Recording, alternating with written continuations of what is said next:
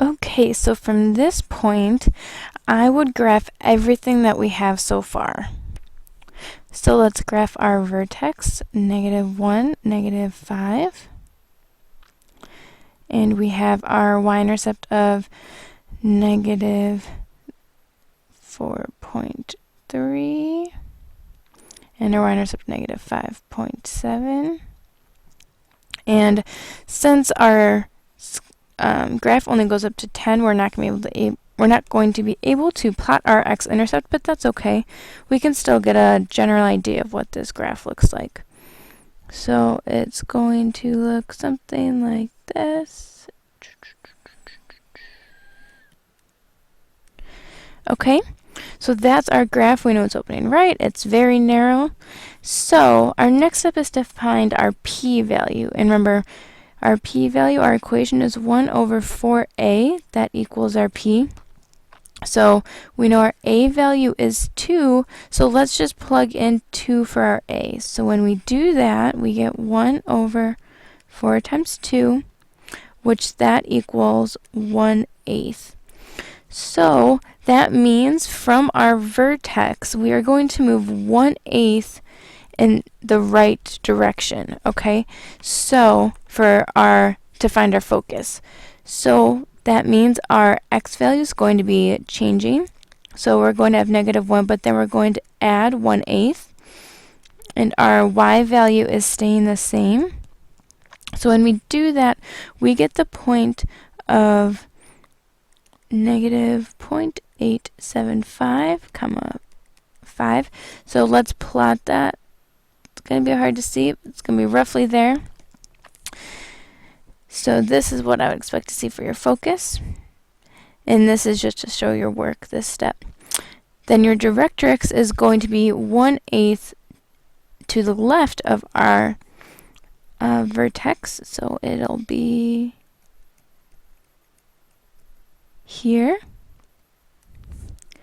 So then to find that, we would take our -1 and we would subtract 1/8 to find our value. So that would, when we do that, that gives us a -1.125. So then we know our directrix, because our directrix is a line, it's going to give us x equals -1.125. Okay? So these are all the parts, and one thing to remember is this p-value, that's just your distance from your vertex to your focus or your vertex to your directrix. Okay?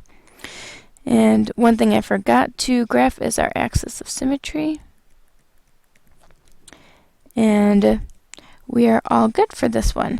So if we are scrolling down to number 4, okay, so let's try to think, which conic section is this one going to be? We have both our variables squared, and we have a plus sign, and we have two different denominators. That makes this an ellipse. So our center, that's our HK, so -2, -4.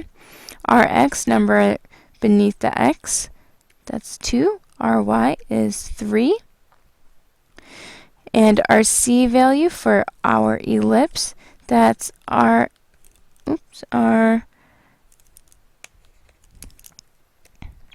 y squared minus our x squared equals c squared. You know which one it goes first because it's whichever one is bigger. So in this case, our y is larger, so that one goes first. So that would be 9 minus 4 equals c squared. So our c squared equals the square root. Jump ahead of myself. Equals 5. So when we square root both sides, our c equals the square root of 5, which is approximately 2.2. Okay, so if we graph this, we have -2, -4. Then in the x direction, we're going to go left and right 2. In the y direction from our center, we are going to go up 3, 1, 2, 3, and down 3, 1, 2, 3. And we can connect these dots here. And I can make this a solid line because we have a greater than or equal to right there. And to find our foci, it's going to be 5 away from our, oops, sorry, not 5 away.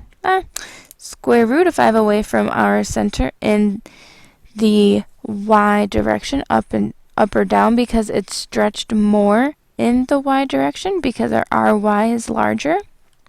So from our center, we're going to go up 2.2. Here we go. And then we're going to go down 2.2. So we know our x value is staying the same for both of these points, -2 and -2. But then from our -4, if we subtract 2.2, that would give us a -6.2. And from our -4, if we added our 2.2, that would give us a -1.8. So that gives us our 2 focal points, or 2 foci. Now we have to figure out where we're going to shade. So it's greater than or equal to 1. To be foolproof, let's test a point. And since we know 0, 0 is not in our graph, let's just test 0, 0.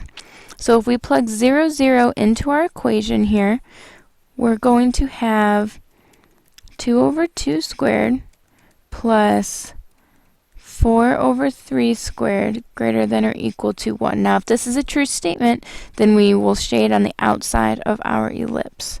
So we'll get 1 plus 16 over 9 is greater than or equal to 1.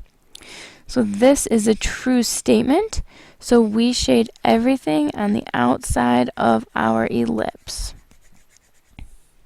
Okay? And we also know it's going to be on the outside because it's greater than, so it's going to expand outward. Okay? That's what makes it greater than. So let's try number 5. So first off, we're looking at this. We have both of our variables are squared, and we have a plus sign, so that means it's either going to be an ellipse or a circle, but since there's no denominator, that makes it a circle. Okay, so our center is at HK, so -6, 1, and our 16 is r squared. So to find our r, we take the square root of both sides, so we'll get r equaling 4. So to graph this, -6, positive 1, and then we go up 4, right 4, down 4, and left 4, and connect all of these points to give us our circle. Okay? Now this last one, we have our x being squared and our y is not squared. So, whoops, there's actually a typo. This is supposed to be squared. So make sure you make that change on your worksheet. So since both of these are squared and we have a negative sign in between, we know that this is going to be a hyperbola. Okay, so our center is at HK, so that is going to be 2, -1. Our Rx, number below our x, is 3. Number below our y is 5. And to find our c value for our hyperbola, that's going to be our, for this case, ry squared minus plus our x squared equals c squared. And so that would be 25 plus 9 equaling c squared. So we'll end up getting c squared equaling 34. So our c is going to be the square root of 34, which is approximately 5.8. Okay, so from here I would graph what you know, 2, -1, and then we know we are going to go in the x direction, 1, 2, 3, and 1, 2, 3, 3 away from our vertex, and our y direction, up 5, 2, 3, 4, 5, and down 5. And then let's make our box.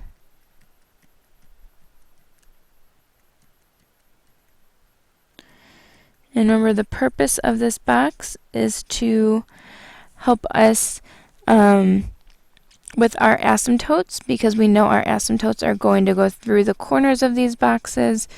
So it helps us to see how wide or how narrow our parabola, or excuse me, our hyperbola is going to be. Okay, so from here then, we need to figure out which way is this going to open. The way you figure that out is, we need to look at which variable is positive. Our x value is positive, that means it's going to open left or right. So if you want to make a note of that, opens left and right because our x is positive. Okay, so then we know our graph is going to be looking something like this. Okay, now to find our foci, we are going to start at our center, and then we are going to move 5.8 to the left and to the right. So we go 1, 2, 3, 4, 5.8 to the left, and 1, 2, 3, 4, 5.8 to the right. So then we know our x value is the one that's going to be changing for our foci, and our y value is going to stay the same at -1. And if we add and subtract 5.8 to our 2, that would give us a -3.8, comma -1, and 7.8, comma -1. I recommend you graph everything first and then do your foci, just so you can plot it, so then sometimes it's easier to look at the graph and know the point as opposed to figuring it out first and then going to your graph. If it's easier for you to list it out first and then graph it, do that. Go ahead. Then for your asymptote, you need to know a point, and you'll have to know your slope. So a point that you know your asymptotes are going to go through is your center. So you know your point of 2, -1.